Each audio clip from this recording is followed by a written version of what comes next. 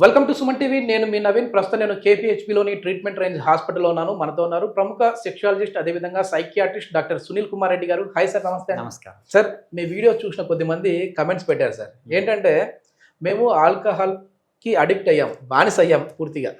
So మరి మేము ఏ మందులు వాడినా సరే అంగస్తంభన సమస్య అనేది వెళ్ళట్లేదు, అంటే ఆ సమస్య అనేది సొల్యూషన్కి దొరకట్లేదు. మరి షాక్ వేవ్ ట్రీట్మెంట్ ద్వారా మాకేమైనా ఈ సమస్య నుంచి పరిష్కారం దొరుకుతుందా అంటున్నారు. అసలు అంగస్తంభన సమస్యకి ఈ ఆల్కహాల్కి ఉన్న ఇంటర్లింక్ ఏంటి సార్? నాకు అర్థం కావట్లేదు. ఈ ఆల్కహాల్ ఏంటంటే ఆల్కహాల్ ఫస్ట్ లో కోరికల్ని ఇంక్రీజ్ చేయటం కావచ్చు, మనకున్న ఆ సోషల్ స్టిగ్మాని తీసేయటం కావచ్చు, డిజిన్హిబిషన్ అంటాం. కొద్దిగా మోతాదులో తీసుకుంటే ఏంటి అంటే ఆ భయము ఆందోళన తగ్గిపోయి వీళ్ళు సెక్షువల్ యాక్ట్ ఇంక్రీజ్, అంటే శృంగారం అనేది ఈ ప్రిమెచ్యూర్ ఎజాకులేషన్ లేకుండా ఇంక్రీజ్ అవ్వడం అనేది జరుగుతుంది. సో ఇదేదో బాగుందని ఆల్కహాల్కి అడిక్ట్ అవ్వటం, అంటే ఆల్కహాల్ తీసుకొని సెక్షువల్ యాక్ట్కి వెళ్ళడం అనేది కొంతమంది చేస్తూ ఉంటారు. పాపం ఇది ఫస్ట్లో వాళ్ళకి ఉపయోగపడ్డట్టు ఉన్న చివరికి ఏమవుతుందంటే ఆల్కహాల్ తీసుకోకుండా వాళ్ళకి ఎరెక్షన్స్ రావు, సెక్షువల్ యాక్ట్ కోటి ఉండదు. సో ఫైనలీ వీళ్ళు ఏం చేస్తారంటే ఈ ఆల్కహాల్ తీసుకొని దాంతో పాటు వయాగ్రా కలపటము, సో ఇట్లాంటివి చేస్తూ ఉంటారు. సో ఫైనలీ వాళ్ళకి ఆల్కహాల్ తీసుకున్నా వయాగ్రాలు తీసుకున్నా వాళ్ళకి పని చేయకుండా అంగం అనేది స్తంభించదు. అంటే కోరిక ఉంటుంది, అంటే సెక్షువల్ డిజైర్ ఉంటుంది కొంతమందిలో, బట్ ఎరెక్షన్స్ అనేటివి రావు. సో ఫస్ట్ దీంట్లో ఏంటంటే ఆల్కహాల్ని తీసేసేయాలి, అంటే డీఅడిక్ట్ చేయాలి. వాళ్ళకున్న ఇంటాక్సికేటెడ్ స్టేట్ నుంచి వాళ్ళని బయటకు తీసుకురావాలి. సో ఫస్ట్ డీఅడిక్ట్ చేసుకొనేసి ఈ అంగస్తంభన సమస్యలను మనం ఈజీగా కరెక్ట్ చేయాలి. సో మీ దగ్గరికి ఇట్లాంటి పేషెంట్స్ వచ్చారండి? అంటే పూర్తిగా నేను మందుకు అడిక్ట్ అయిపోయాను, సో దీని నుంచి నన్ను కాపాడండి అని వచ్చిన వాళ్ళు ఉన్నారండి? Usually yes. నేను ఒక కేసు ఇక్కడ చెప్పాలనుకుంటున్నాను. ఇతను ఏంటి అంటే లేబర్ అంటే ఒక 42 years బాగా పనిచేసే లేబర్ ఏం చేస్తారు పాపం, బాగా శారీరకంగా ఫిజికల్గా కష్టపడి ఇంటికి వచ్చేసి కొద్దిగా ఆల్కహాల్ తీసుకొని సెక్షువల్ యాక్ట్ చేసేవాడు.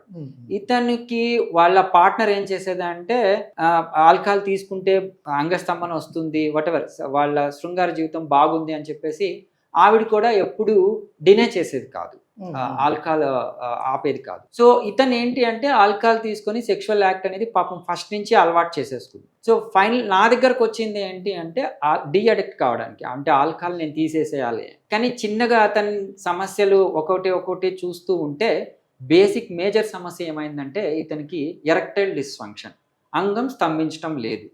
సో అతను సైకలాజికల్గా ఏంటి అంటే నేను ఇంకా పనికిరాను, నా జీవితం వేస్ట్ అనే డిప్రెషన్కి వెళ్ళిపోయి అడిక్షన్, అంటే ఆల్కహాల్కి అలవాటు పడిపోయాడు. సో రోజు ఆల్కహాల్ తీసుకోవటం, అతన్ని ఇబ్బంది పెట్టుకోవటం, సరిగ్గా నిద్ర లేకపోవటం, ఆల్కహాల్ తీసుకోకపోతే నిద్ర కూడా రాకపోవటం, డిపెండెన్సీ పెరిగిపోవటం, విత్డ్రావల్ సిమ్టమ్స్ ఉండటం ఇట్లా. సో ఇతన్ని కొద్దిగా మనం ఫిజికల్ ఎగ్జామిన్ చేసి వాళ్ళ ఇంట్లో వాళ్ళతో మాట్లాడితే వాళ్ళ బ్యాక్ ఉన్న సమస్య ఏంటి అంటే బేసికలీ వాళ్ళు శారీరకంగా కూడా దూరంగా ఉన్నారు. సో దీనికి అతనికి ట్రీట్మెంట్ ఇవ్వాల్సింది ఫస్ట్ డీఅడిక్షన్ ని తీసేసి ఈ ఎరెక్టైల్ డిస్ఫంక్షన్ ని కరెక్ట్ చేయడం అనేది జరిగింది. సో మీరు అన్నారు కదా ఈ ఆల్కహాల్లో ఈ షాక్ వేవ్ థెరపీ ఎలాగ ఉపయోగపడుతుందని. ఆల్కహాల్ పూర్తిగా కట్ చేయటము ఆర్ మోతాదు తగ్గించడం. So basically 150 ml 180 ml per day చాలా మంది కామన్ గా తీసుకుంటుంటారు. వాళ్ళు పోల్చుకుంటారు, అంటే రేషనలైజేషన్ అంటాం. సార్ వాడు మా ఫ్రెండ్ లీటర్ తాగుతాడు, నేను పావు లీటరే తాగుతున్నాను, నాకే వచ్చింది ఏంటి సమస్య. సో ఆల్కహాల్ ఒక్కొక్కళ్ళు ఒక్కొక్క దాన్ని ఇబ్బంది పెడుతుందండి. సో నేను పర్టికులర్గా ఈ కేసులో ఏంటి అంటే పాపం సెక్షువల్ లైఫ్ చాలా ఇబ్బంది పడింది. వాళ్ళు ఆల్రెడీ వయాగ్రాస్ అన్నీ వాడేసి ఏమీ ఇబ్బంది పడి నా దగ్గరకు వచ్చారు. సో నేను వాళ్ళకి చిన్నగా డీఅడిక్షన్ ఇంప్రవైజ్ చేసి ఆల్కహాల్ అనేది వాళ్ళ జీవితంలో నుంచి తీసేసి ఈ ఎరెక్టైల్ డిస్ఫంక్షన్ని ఈ షాక్ వేవ్ థెరపీ ద్వారా, so extra corporeal high intensity shock wave therapy ద్వారా. భయపడలేదా సార్ ఫస్ట్ షాక్ వేవ్ అంటేనే ఏమైనా షాక్ ఇస్తారేమో అని చెప్పేసి? బేసికలీ వాళ్ళు నా దగ్గరకు వచ్చిన సమస్య ఆల్కహాల్ కదా. సో ఆల్కహాల్ని తీసేసినప్పుడు హ్యాపీగానే బాగున్నారు. తర్వాత రాను సిట్టింగ్స్లో ఏంటి అంటే ఈ షాక్ ఎరెక్టైల్ డిస్ఫంక్షన్ కూడా వచ్చింది. అప్పుడు నేను సజెస్ట్ చేశాను షాక్ వేవ్, వాళ్ళకి తెలియదు పూర్తిగా. ఇది రీసెంట్ టెక్నిక్, బాగా ఇంప్రూవ్ అవుతారు, శారీరకంగా కూడా బాగా కలుస్తారు.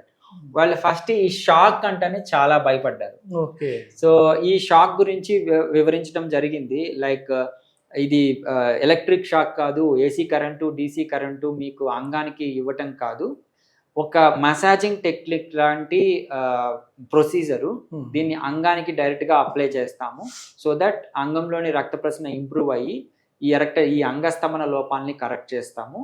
దాని ద్వారా మీ సాంసారిక జీవితం ఇంప్రూవ్ అవుతుంది అని వాళ్ళకి ఎక్స్ప్లెయిన్ చేయడం అనేది జరిగింది. ఓకే. ఇప్పుడు ఇదే విధంగా సిగరెట్ తాగే వాళ్ళు ఉంటారు సార్, స్మోకింగ్ కి అడిక్ట్ అయిన వాళ్ళు. సో నికోటిన్ ఏదైనా కావచ్చు, సిగరెట్ కావచ్చు, బంగ్ కావచ్చు, ఏదైనా.